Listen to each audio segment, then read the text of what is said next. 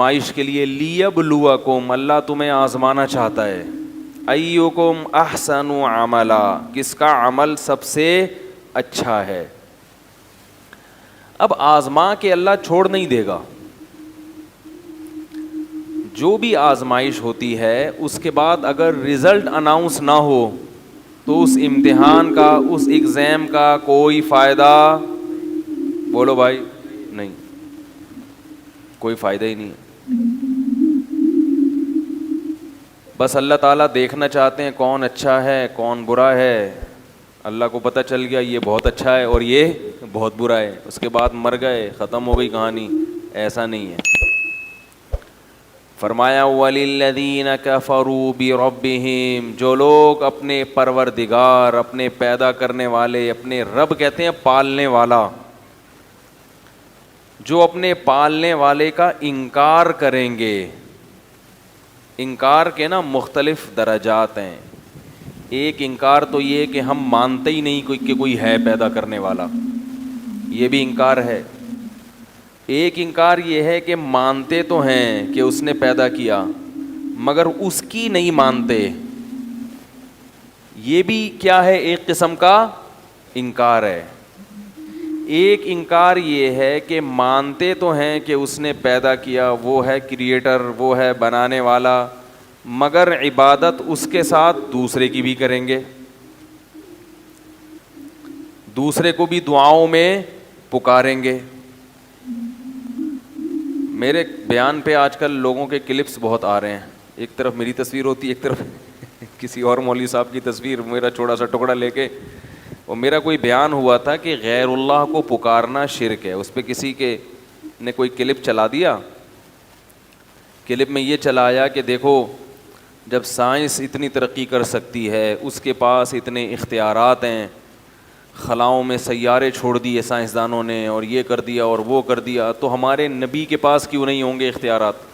کیا معاذ اللہ معاذ اللہ معاذ اللہ، نبی کی ویلیو معاذ اللہ کیا سائنسدانوں سے بھی کم ہے؟ تو یہ بڑی پیچیدہ بحث بنا دیتے ہیں لوگ اس کو۔ اللہ کے بندو، بار بار میں یہ کہتا ہوں کہ اسباب کے دائرے میں جو اختیارات آتے ہیں وہ مخلوق کے پاس بھی ہوتے ہیں اور ہو سکتے ہیں۔ سائنسدان جو خلا میں سیارے چھوڑتے ہیں وہ سیارہ چھوڑتے ہیں، لمبی لمبی وہ بھی نہیں چھوڑتے ٹھیک ہے نا؟ اور آپ کیا کر رہے ہیں؟ خلا میں سیارے نہیں چھوڑ رہے، آپ لمبی لمبی چھوڑ رہے ہیں۔ تو سیارے جو چھوڑے جاتے ہیں خلا میں، اس کی کوئی سائنٹیفک لاجک ہوتی ہے، اس میں ایندھن ہوتا ہے، اس میں لوہا ہوتا ہے، اس کو کیلکولیشن ہوتی ہے، اتنے کلومیٹر فی گھنٹہ کی رفتار سے جائے گا تو زمین کی حدود سے باہر نکلے گا، پھر ٹیمپریچر مینٹین کیا جاتا ہے۔ یہ اختیارات انسانوں کے پاس ہوتے ہیں، یہ اسباب کے تحت ہیں۔ شرک یہ ہے کہ جو چیز اسباب کے تحت نہیں ہے، اسباب کے دائرہ کار میں نہیں آتی، جس کی کوئی لاجک نہیں بنتی، اس قسم کے اختیارات کا مخلوق کو مالک سمجھا جائے۔ یہ پنکھا ہٹا دیں، یہ شور پیدا کر رہا ہے۔ اس قسم کے اختیارات کا مخلوق کو، بولو بھائی، بول لیا کرو، مالک سمجھا جائے۔ اس قسم کا ایک بھی اختیار اللہ نے مخلوق کو نہیں دیا۔ سارے اختیارات دے دینا تو دور کی بات، کوئی ایک اختیار بھی نہیں دیا کسی کو بھی، نہ کسی نبی کو، نہ کسی فرشتے کو، نہ کسی جن کو، کسی کو بھی نہیں دیا۔ لاجک کے تحت بہت ساری چیزیں ہو سکتی ہیں۔ بڑے بڑے حکیم ہیں، ایسے ایسے مرض کے علاج کر دیے انہوں نے، لیکن علاج کیا ہے، کوئی ایسا کام کیا، کوئی ایسی دوا ایجاد کی جو دوا جراثیم کو مارتی ہے جا کے۔ علاج کی دو قسمیں، علاج بالضد اور علاج بالمثل۔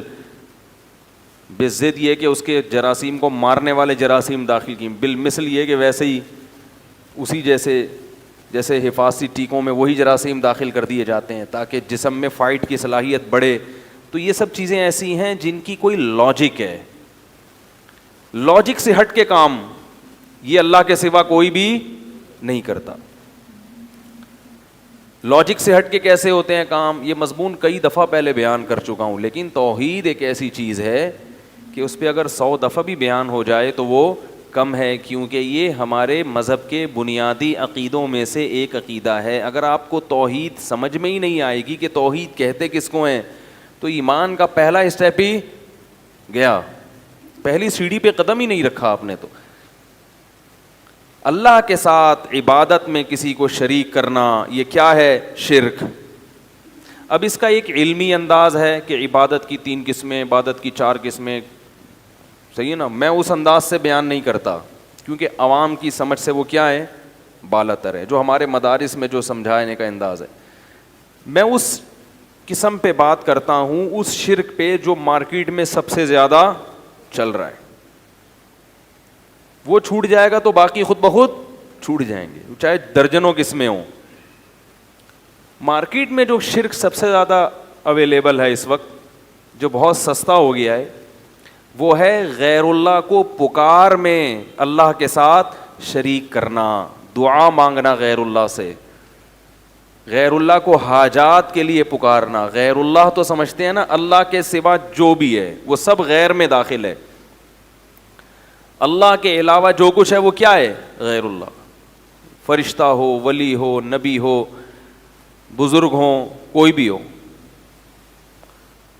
تو پکارنا، اب یہ جو پکارنے کا لفظ جب ہم استعمال کرتے ہیں کہ اللہ کے علاوہ کسی اور کو پکارنا شرک ہے، پہلے تو اس کی دلیل کیا ہے؟ قرآن کی آیت ہے لا تدعو مع اللہ احدا، ایک جگہ فرمایا الہا آخر، اللہ کے سوا کسی دوسرے معبود کو مت پکارو۔ اس پہ تو لوگ تعویل کر سکتے ہیں کہ ہم جس کو پکارتے ہیں وہ معبود نہیں ہے، ہم تو نبی کو پکار رہے ہیں، ہم تو کسی جن کو پکار رہے ہیں۔ تو اصل میں بتانا یہ مقصد ہے کہ جس کو پکار رہے ہو نا، تم نے اس کو معبود بنا لیا، لہذا اس پر اللہ معبود کا لفظ خود صادق کر رہے ہیں۔ بات آ رہی ہے سمجھ میں؟ چلو یہ پیچیدہ اگر ہو رہی ہے تو اس سے بھی آسان آیت قرآن کی، لا تدعو مع اللہ احدا، اللہ کے ساتھ کسی اور کو مت پکارو، یہاں تو معبود کا لفظ بھی نہیں ہے۔ تو اس سے کیا پتہ چلا میرے بھائی کہ اللہ کے علاوہ کسی اور کو پکارنا یہ کیا ہے؟ شرک ہے۔ سمجھ میں آ گئی؟ لیکن ہر قسم کی پکار شرک نہیں ہے۔ اس آیت کا یہ مطلب نہیں کہ کیونکہ ہم تو صبح شام پکارتے ہیں، او بھائی ادھر آنا، ذرا پکار لیا نا یار، آپ لوگ کو اتنی مشکل سے ٹرین کر کے گیا تھا، پھر ویسے کہ ویسے ہی ہو گئے۔ بھائی دیکھو آپ بلاتے ہیں، او بھائی ادھر آ، یہ بھی تو پکارا نا۔ تو ممکن ہے کوئی کہ یہ تو بھائی اس سے پتہ چلتا ہے کہ اس سے میں ہر قسم کی پکار داخل نہیں ہے، بلکہ مدد کے لیے پکارنا کیا ہے؟ شرک ہے۔ مدد کے لیے پکارنا کیا ہے؟ شرک۔ اب پھر ایک سوال پیدا ہوگا کہ بھائی مدد کے لیے بھی ہم دن اور رات پکارتے ہیں، بھائی میری مدد کرو یار، ہیں بھائی کہتے ہیں نا یار میری مدد کرو یار، پیسے نہیں ہے میرے پاس، بچہ بیمار ہے گھر میں، بیگم بھاگ گئی۔ لوگ مختلف قسم کے مسائل ہیں لوگوں کے ساتھ، ٹھیک تو مدد کرو میری۔ مجھے تو دن رات فون آتے ہیں لوگوں کے، یہ ہو گیا، یہ مدد، میں کہتا ہوں بھائی میں کیا کر سکتا ہوں یار۔ تو مدد کے لیے پکارنا یہ بہت اہم چیز ہے کہ کس قسم کی عمومی مدد کے لیے پکارنا شرک نہیں ہے۔ ایسا نہیں کہ جو بھی جس کو مدد کے لیے پکارے گا وہ کافر ہو جائے گا۔ ایسے تو ہم ہیلپ لائن کا مطلب ہی مدد، ہیلپ کا مطلب کیا ہے؟ مدد کریں۔ ہیلپ لائن پہ فون کریں آپ تو مدد ہی کے لیے وہ نمبر دیا گیا ہے۔ تو پتہ یہ چلا کہ بھائی ہر قسم کی پکار بھی شرک نہیں ہے، اور ہر قسم کی مدد کے لیے پکارنا بھی شرک نہیں ہے۔ تو ایسی پکار، پھر کون سی پکار شرک ہے؟ تو جب بھی کوئی کہا کرے نا آپ سے کوئی بھی کہ غیر اللہ کو پکارنا شرک نہیں ہے، تو اس سے پوچھا کرو پھر کون سی پکار شرک ہے کون سی نہیں۔ قرآن کی آیت کا آپ ہمیں مطلب بتا دو تو ہم اپنا والا مطلب چھوڑ دیں گے، آپ کا والا مطلب لے لیں گے۔ لیکن نہ تو آپ اس آیت کا کوئی مطلب ہمیں بتاتے ہو اور نہ پھر اس مطلب کو مانتے ہو جو ہم بیان کر رہے ہیں، تو پھر اس آیت کا تو یہ تو لغو ہو گئی نا، اس کا تو کوئی مفہوم بنا ہی نہیں بھائی۔ کیا خیال ہے؟ وہ کہتے ہیں نا غیر اللہ کو پکارنا اگر شرک ہے تو تم بھی تو پکارتے ہو، تم بھی تو پکارتے ہو. تو آپ کہیں کہ آپ بتا دو پھر اس آیت کا صحیح مطلب کیا ہے، کون سی پکار شرک ہے اور کون سی پکار شرک نہیں ہے. ہم ایک مطلب بیان کر رہے ہیں جو قرآن و حدیث سے ثابت ہے. اگر آپ کو وہ سمجھ میں نہیں آتا تو پھر آپ بتا دیں. تو نہ آپ بتا رہے ہیں نہ ہمیں بتانے دے رہے ہیں. پھر اس آیت کی تو اس کا مطلب ہے 1400 سال میں کوئی تشریح ہوئی نہیں. یہ مطلب کیا ہوا پھر اس کا؟ تو آپ اگر نہیں بتاتے تو پھر ہم بتاتے ہیں. وہ یہ ہے کہ مدد کے لیے پکارنے کی دو قسمیں ہیں، ایک حرام اور ایک جائز، ایک شرک اور ایک شرک نہیں ہے. دو قسمیں. ایک مدد وہ ہوتی ہے جو کسی لاجک کے تحت آپ کی مدد کرے گا، جس کو آپ بلا رہے ہیں مدد کے لیے. جیسے میں آپ سے مدد مانگتا ہوں ڈوبتا ہوا، میں ڈوب رہا ہوں، اللہ نہ کرے سمندر میں ڈوب رہا ہوں، آپ ساحل پہ کھڑے ہیں، میں کہتا ہوں پلیز ہیلپ می، مدد کرو میری. کیا مطلب؟ فون کرو حکومت کو، جو غوطہ خور ہیں ان کو جا کے بتاؤ، ہیں بھائی، یہی ہوگا نا. تو یہ سب لاجک ہے نا اس کی. بھائی آپ چلیں گے، ٹانگیں استعمال کریں گے، فون کریں گے، فون کے بٹن گھمائیں گے تو لہریں، ریڈیائی لہریں استعمال ہوں گی. ٹھیک ہے نا. آپ کی آواز کو ریڈیائی لہروں میں چینج کرنے کا ایک انہوں نے مشین بنائی ہوئی ہے، نمبر ہیں. یہ سب چیزیں ایسی ہیں جو لاجک ہے اس کی، کوئی نہ کوئی وجہ ہے اس کی، خود بخود نہیں ہو رہا یہ. لیکن اگر میں سمندر کے اندر ڈوب رہا ہوں، مجھے پتا ہے کہ نہ کوئی کشتی پہنچ سکتی ہے، نہ ساحل تک میری آواز پہنچ سکتی ہے، کوئی بھی اس وقت کسی بھی لحاظ سے اسباب کی دنیا میں میری مدد نہیں کر سکتا، کیونکہ سمندر کے بیچ میں اکیلا ہوں، کشتی الٹ گئی ہے، نہ میرا موبائل کام کر رہا ہے یا موبائل پانی میں ڈوب گیا ہے. ایسے موقع پہ اگر میں کسی کو پکاروں گا تو اس پکار پہ لبیک کہنے کی کوئی سائنٹیفک لاجک، کوئی سائنسدان اس کو تسلیم نہیں کرے گا. کوئی سائنسدان یا کوئی عقل مند آدمی نہیں کہہ سکتا کہ بھائی اس وقت کوئی کہہ رہا ہے نہ، کوئی اتنی دور تو انسان کی آواز نہیں پہنچ سکتی. ٹھیک ہے نا. اور ایسے موقع پہ کوئی آپ کی آواز سن ہی نہیں سکتا، کیونکہ انسان کی سماعت بھی ایک حد تک ہے، اس سے زیادہ انسان سننے کی صلاحیت، بولو بھائی، نہیں رکھتا. ایسے موقع پہ آپ اللہ کے علاوہ اگر کسی کو پکارو گے، اللہ تو سن سکتا ہے، ہر وقت ہر ایک کی پکار سنتا ہے. بلکہ اللہ تو اگر آپ ڈوب بھی گئے نا، مر بھی گئے، پھر بھی نکال کے زندہ کر سکتا ہے. اس کے ہاں تو کسی چیز کی لاجک کا ہونا اس کی کوئی حیثیت ہی نہیں ہے. تو مردے کو بھی زندہ کر سکتا ہے.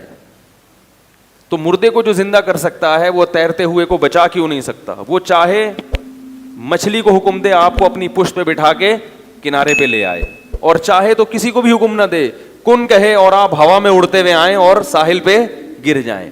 کیونکہ جب اس نے اس کائنات کو بنایا تو اس کائنات کے وجود میں آنے کی کوئی لاجک تھی نہیں نا.